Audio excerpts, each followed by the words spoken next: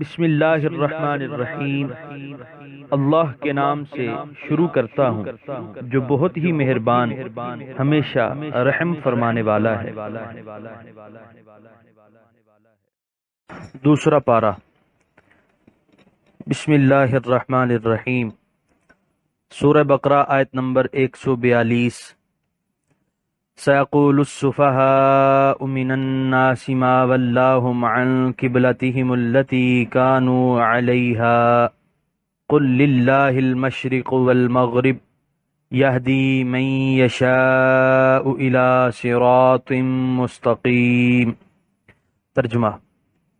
اب کہیں گے بے وقوف لوگ کہ کس چیز نے پھیر دیا ان مسلمانوں کو اپنے قبلے سے جس پر وہ اب تک تھے۔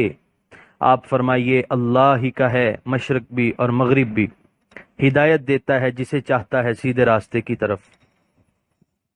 سورہ بقرہ آیت نمبر 142 کی تفسیر۔ حضور نبی کریم صلی اللہ علیہ وآلہ وسلم جب مکہ مکرمہ سے ہجرت کر کے مدینہ منورہ تشریف فرما ہوئے تو بیت المقدس کی طرف جو اہل کتاب کا قبلہ تھا رخ کر کے نماز ادا فرماتے رہے۔ 16-17 ماہ اسی پر عمل رہا، لیکن حضور صلی اللہ علیہ وسلم کی دلی آرزو یہی تھی کہ کعبہ جسے حضرت خلیل علیہ السلام نے تعمیر کیا امت مسلمہ کا قبلہ بنایا جائے۔ اللہ تعالیٰ اپنے حبیب علیہ السلام کی آرزو کو پورا کرنے سے پہلے معترضین کے اعتراضات کا ذکر فرماتے ہیں تاکہ جب وہ اعتراضات کی بچھاڑ کریں تو مسلمان کسی تذبذب کا شکار نہ ہوں، بلکہ تمام کیل و کال سے بے نیاز ہو کر نہایت اطمینان سے اپنے مالک کے فرمان کی تعمیل کریں۔ پہلے بتا دیا کہ قبلے کی تبدیلی پر اعتراض صرف سطحی قسم کے لوگ ہی کریں گے جو اپنی کم عقلی کی وجہ سے یہ خیال کیے بیٹھے ہیں کہ بیت المقدس کی سمت میں کوئی ذاتی خصوصیت ہے جس کی وجہ سے اسے قبلہ بنایا گیا تھا، اور وہ خصوصیت کسی اور سمت میں نہیں، اس لیے بیت المقدس کے بغیر کوئی اور قبلہ بن ہی نہیں سکتا۔ حالانکہ سمت ہونے میں تمام سمتیں یکساں ہیں۔ آج تک اگر یہ سمت قبلہ بنی رہی تو اس کی صرف یہی ایک وجہ تھی کہ اللہ تعالیٰ نے اپنے حکم سے اسے قبلہ مقرر فرما دیا۔ کسی کو اعتراض کا کیا حق؟ جو لوگ اتنی آسان سی بات بھی نہیں سمجھ سکتے وہ نادان اور بے سمجھ نہیں تو اور کیا ہیں۔ سورہ بقرہ آیت نمبر 143۔ وَكَذَلِكَ جَعَلْنَاكُمْ أُمَّةً وَسَطًا لِتَكُونُوا شُهَدَاءَ عَلَى النَّاسِ وَيَكُونَ الرَّسُولُ عَلَيْكُمْ شَهِيدًا وَمَا جَعَلْنَا الْقِبْلَةَ الَّتِي كُنْتَ عَلَيْهَا إِلَّا لِنَعْلَمَ مَن يَتَّبِعُ الرَّسُولَ مِمَّن يَنقَلِبُ عَلَى عَقِبَيْهِ وَإِن كَانَتْ لَكَبِيرَةً إِلَّا عَلَى الَّذِينَ هَدَى اللَّهُ وَمَا كَانَ اللَّهُ لِيُضِيعَ إِيمَانَكُمْ إِنَّ اللَّهَ بِالنَّاسِ لَرَءُوفٌ رَحِيمٌ۔ ترجمہ۔ اور اسی طرح ہم نے بنا دیا تمہیں اے مسلمانوں بہترین امت تاکہ تم گواہ بنو لوگوں پر، اور ہمارا رسول تم پر گواہ ہو، اور نہیں مقرر کیا ہم نے بیت المقدس کو قبلہ جس پر آپ اب تک رہے مگر اس لیے کہ ہم دیکھ لیں کہ کون پیروی کرتا ہے ہمارے رسول صلی اللہ علیہ وسلم کی اور کون مڑتا ہے الٹے پاؤں۔ بے شک یہ حکم بہت بھاری ہے مگر ان پر بھاری نہیں جنہیں اللہ نے ہدایت فرمائی، اور نہیں اللہ کی یہ شان کہ ضائع کر دے تمہارا ایمان۔ بے شک اللہ تعالی لوگوں پر بہت ہی مہربان اور رحم فرمانے والا ہے۔ سورہ بقرہ آیت نمبر 143 کے پہلے حصے کی تفسیر۔ اور اسی طرح ہم نے بنا دیا تمہیں اے مسلمانوں بہترین امت، یعنی جیسے ہم نے قبلہ کے معاملے میں تمہیں راہ راست اختیار کرنے کی توفیق بخشی، اسی طرح ہر معاملے میں تمہیں امت وسط بنایا۔ وسط کا لفظ قابل غور ہے، اس کا معنی ہے درمیان۔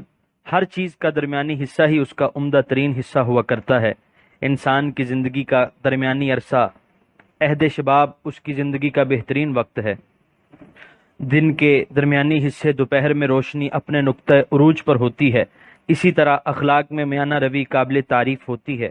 افراط و تفرید دونوں پہلو مذموم، بخل اور فضول خرچی کی درمیانی حالت کو سخاوت، بزدلی اور طیش کے درمیانی حال کو شجاعت کہتے ہیں۔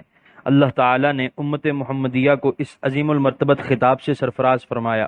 ان کے عقائد، ان کی شریعت، ان کے نظام اخلاق، سیاست اور اقتصاد میں افراط و تفرید کا گزر نہیں۔ یہاں اعتدال ہے، توازن ہے، موزونیت ہے۔ جب مسلمانوں کو اپنے اس عظیم منصب کا پاس تھا، اس وقت ان کا ہر قول اور ہر فعل آئینہ تھا اس ارشاد ربانی کا۔ لیکن آج تو ہم یوں بگڑ چکے کہ قرآن میں جس امت کے محاسن بیان کیے گئے ہیں، ہم پہچان ہی نہیں سکتے کہ وہ ہم ہیں۔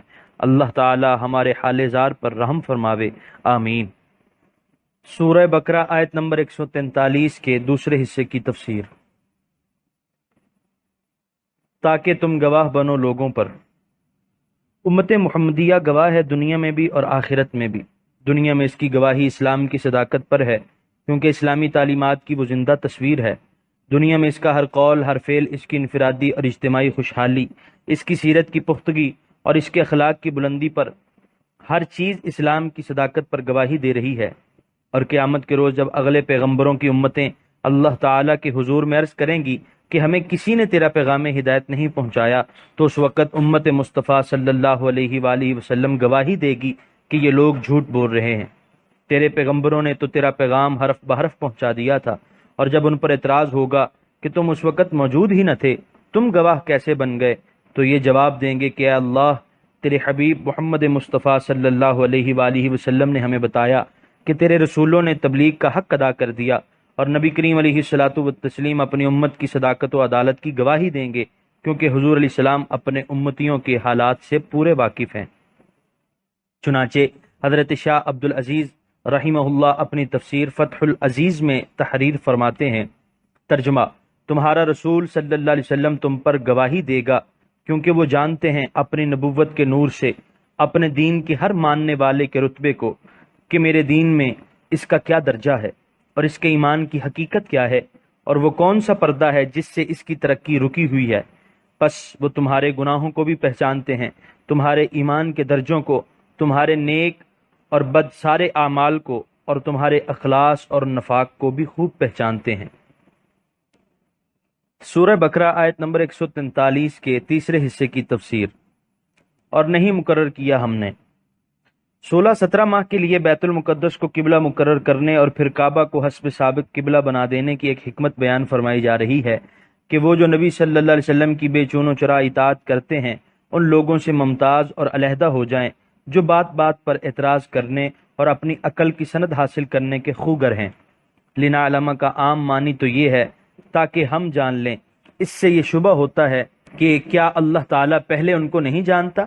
اس لیے علامہ قرطبی رحمہ اللہ نے سید الفصحاء امام البلغاء حضرت علی کرم اللہ وجہہ سے لنعلم کا معنی لنرا نقل کیا ہے، یعنی جو چیز ہمارے علم ازلی میں قدیم سے ہے اسے وقوع پذیر ہوتے ہوئے دیکھ لیا جائے۔ والعرب تدع العلم مکان الرؤیت والرؤیت مکان العلم، یعنی اہل عرب لفظ علم رؤیت یعنی دیکھنے کے معنی میں اور رؤیت علم کے معنی میں عام استعمال کرتے رہتے ہیں، اس لیے اب کوئی اشکال نہ رہا۔ مطیع اور معترض کی پہچان کے سوا تحویل قبلہ میں یہ حکمت بھی ہو سکتی ہے کہ اس سے اس امر کا اعلان مقصود ہے کہ اب سیادت اور نبوت بنی اسرائیل سے منتقل ہو کر اولاد اسماعیل علیہ السلام میں آ گئی، اسی لیے کعبہ کو قبلہ بنا دیا گیا۔ سورہ بقرہ آیت نمبر 143 کے بقیہ حصے کی تفسیر۔ اور نہیں اللہ کی یہ شان کہ ضائع کر دے تمہارا ایمان۔ بعض صحابہ رضی اللہ عنہم کو یہ خیال گزرا کہ جو مسلمان بیت المقدس کی طرف نمازیں پڑھتے رہے اور تحویل قبلہ سے پہلے انتقال کر گئے ان کی نمازیں تو ضائع ہو گئیں۔ ان کی تسکین کے لیے فرمایا کہ ان کی نمازیں ضائع نہیں ہوئیں، وہ تو اللہ تعالیٰ کے حکم سے ہی بیت المقدس کی طرف منہ کر کے نمازیں ادا کرتے رہے ہیں، اس لیے ضائع ہونے کا تو سوال ہی پیدا نہیں ہوتا۔ سورہ بقرہ آیت نمبر 144۔ قد نرى تقلب وجهك في السماء فلنولينك قبلة ترضاها فول وجهك شطر المسجد الحرام وحيث ما كنتم فولوا وجوهكم شطره وإن الذين أوتوا الكتاب ليعلمون أنه الحق من ربهم وما الله بغافل عما يعملون۔ ترجمہ: ہم دیکھ رہے ہیں بار بار آپ کا منہ کرنا آسمان کی طرف، تو ہم ضرور پھیر دیں گے آپ کو اس قبلہ کی طرف جسے آپ پسند کرتے ہیں۔ لو اب پھیر لو اپنا چہرہ مسجد حرام کی طرف۔ اے مسلمانوں جہاں کہیں تم ہو پھیر لیا کرو اپنے منہ اس کی طرف، اور بے شک وہ جنہیں کتاب دی گئی ضرور جانتے ہیں کہ یہ حکم برحق ہے ان کے رب کی طرف سے، اور نہیں اللہ تعالی بے خبر ان کاموں سے جو وہ کرتے ہیں۔ سورہ بقرہ آیت نمبر 144 کے پہلے حصے کی تفسیر۔ ہم دیکھ رہے ہیں بار بار آپ کا منہ کرنا آسمان کی طرف۔ کعبہ حضور صلی اللہ علیہ وسلم کے جد امجد حضرت خلیل علیہ السلام کا قبلہ تھا، نیز اہل عرب کو اسلام کی طرف مائل کرنے کا ایک مؤثر ذریعہ تھا۔ یہ اور ان کے علاوہ کئی دیگر وجوہات بھی تھیں جنہیں نگاہ نبوت دیکھ رہی تھی، جن کے باعث حضور صلی اللہ علیہ وسلم کی دلی تمنا تھی کہ کعبہ کو قبلہ بنایا جائے، اور چشم امیت در رحمت کی طرف بار بار اٹھتی رہتی تھی، جن کے باعث حضور علیہ السلام کی دلی تمنا تھی کہ کعبہ کو قبلہ بنایا جائے اور چشم امید در رحمت کی طرف بار بار اٹھتی رہتی تھی۔ اللہ تعالیٰ کو اپنے محبوب صلی اللہ علیہ وسلم کی یہ ادا اتنی پیاری اور اس کی خوشنودی خاطر اتنی مطلوب تھی کہ اسی آیت میں اعلان فرما دیا کہ اے محبوب صلی اللہ علیہ وسلم جو قبلہ تمہیں پسند وہی ہمیں پسند، اور تیری خوشی کے لیے ہم کعبہ کو قبلہ مقرر فرماتے ہیں۔ قد نرا تقلب وجہک بصیغہ مضارع فرمایا، قد رأینا ماضی نہیں فرمایا، جیسے ظاہر حال کا تقاضا ہے۔ اس میں اس امر کی طرف اشارہ ہے کہ تیرے رخ انور کا بار بار آسمان کی طرف اٹھنا ایسی چیز نہیں جسے قصہ ماضی بنا کر بیان کیا جائے، بلکہ چشم قدرت اس منظر روح پرور کا اب بھی یوں ہی مشاہدہ فرما رہی ہے۔ فرمایا ہم دیکھ رہے ہیں تیرا بار بار آسمان کی طرف اپنے رخ جہاں افروز کا اٹھانا، کیا شان محبوبیت ہے، سبحان اللہ۔ سورہ بقرہ آیت نمبر 144 کے دوسرے حصے کی تفسیر۔ لو اب پھیر لو اپنا چہرہ مسجد حرام کی طرف۔ جب یہ آیت نازل ہوئی تو حضور صلی اللہ علیہ وسلم اپنے صحابہ کرام رضی اللہ عنہم کے ساتھ مسجد بنی سلمہ میں ظہر کی نماز باجماعت پڑھ رہے تھے۔ 2 رکعتیں ادا فرما چکے تھے کہ یہ آیت نازل ہوئی۔ اسی وقت حضور علیہ الصلوۃ والسلام نے بیت المقدس سے منہ موڑ کر کعبہ کی طرف کر لیا۔ صحابہ کرام رضی اللہ عنہم نے بھی اپنے رخ کعبہ کی طرف پھیر لیے۔ مدینہ کی دوسری مسجدوں میں بھی جہاں جہاں جماعت ہو رہی تھی، جب یہ حکم پہنچا تو اسی لمحہ تمام صحابہ کرام رضی اللہ عنہم نے اپنے رخ پھیر لیے اور دنیا کو تسلیم و رضا کا ایک بے مثال نمونہ دکھایا۔ صحابہ کرام رضی اللہ عنہم کی محیر العقول ترقی کا راز اپنے نبی اور اپنے قائد کی اسی بے چون و چرا اطاعت میں مضمر تھا۔ سورہ بقرہ آیت نمبر 144 کے بقیہ حصے کی تفسیر۔ اللہ تعالیٰ اپنے رسول صلی اللہ علیہ وسلم کو تسلی دیتے ہیں کہ آپ صلی اللہ علیہ وسلم یہود کے اعتراضات سے پریشان نہ ہوں۔ ان کی کتاب میں تحویل قبلہ کا ذکر موجود ہے، انہیں خوب معلوم ہے کہ یہ حق ہے اور اللہ تعالیٰ کی طرف سے ہے۔ اب محض تعصب اور ہٹ دھرمی کر رہے ہیں، اس لیے ان کے سامنے جتنے دلائل پیش کیے جائیں انہیں ہدایت نہ ہوگی۔ سورہ بقرہ آیت نمبر 145۔ وَلَئِنْ أَتَيْتَ الَّذِينَ أُوتُوا الْكِتَابَ بِكُلِّ آيَةٍ مَا تَبِعُوا قِبْلَتَكَ وَمَا أَنْتَ بِتَابِعٍ قِبْلَتَهُمْ وَمَا بَعْضُهُمْ بِتَابِعٍ قِبْلَةَ بَعْضٍ وَلَئِنِ اتَّبَعْتَ أَهْوَاءَهُمْ مِنْ بَعْدِ مَا جَاءَكَ مِنَ الْعِلْمِ إِنَّكَ إِذًا لَمِنَ الظَّالِمِينَ۔ ترجمہ: اور اگر آپ لے آئیں اہل کتاب کے پاس ہر ایک دلیل، پھر بھی نہیں پیروی کریں گے آپ کی قبلے کی، اور نہ آپ پیروی کرنے والے ہیں ان کے قبلے کی، اور نہ وہ ایک دوسرے کے قبلے کو ماننے والے ہیں۔ اور اگر بفرض محال آپ پیروی کریں ان کی خواہشوں کی اس کے بعد کہ آ چکا آپ کے پاس علم، تو یقیناً آپ اس وقت ظالموں میں شمار ہوں گے۔ سورہ بقرہ آیت نمبر 145 کی تفسیر۔ اس آیت میں بظاہر خطاب حضور نبی کریم صلی اللہ علیہ وسلم کو ہے، لیکن مراد امت ہے، کیونکہ امت سے تو اپنے نفس کی خواہشات کی تابعداری ممکن ہے، لیکن نبی کی ذات جو صغائر سے بھی معصوم ہوتی ہے اس سے تو ناممکن ہے کہ ایسا جرم سرزد ہو۔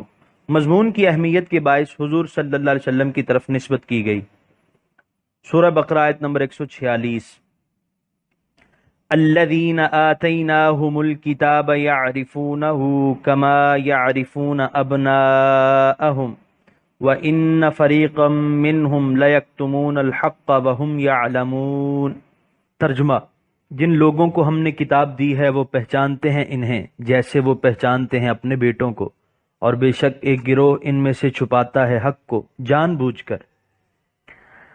سورہ بقرہ آیت نمبر 146 کی تفسیر، یعنی اہل کتاب اپنے بیٹوں کی طرح حضور نبی کریم صلی اللہ علیہ وسلم کو پہچانتے ہیں۔ ان کی آسمانی کتابوں میں حضور صلی اللہ علیہ وسلم کا حلیہ، اوصاف اور معجزات یوں صاف صاف لکھے ہیں کہ شک کی گنجائش ہی نہیں رہتی۔ سورہ بقرہ آیت نمبر 147، الحق من ربک فلا تکونن من الممترین۔ ترجمہ: یہ حق ہے تیرے رب کی طرف سے تو ہرگز نہ بن جانا شک کرنے والوں سے۔ یہاں پر دوسرے پارے کا پہلا رکوع مکمل ہوا۔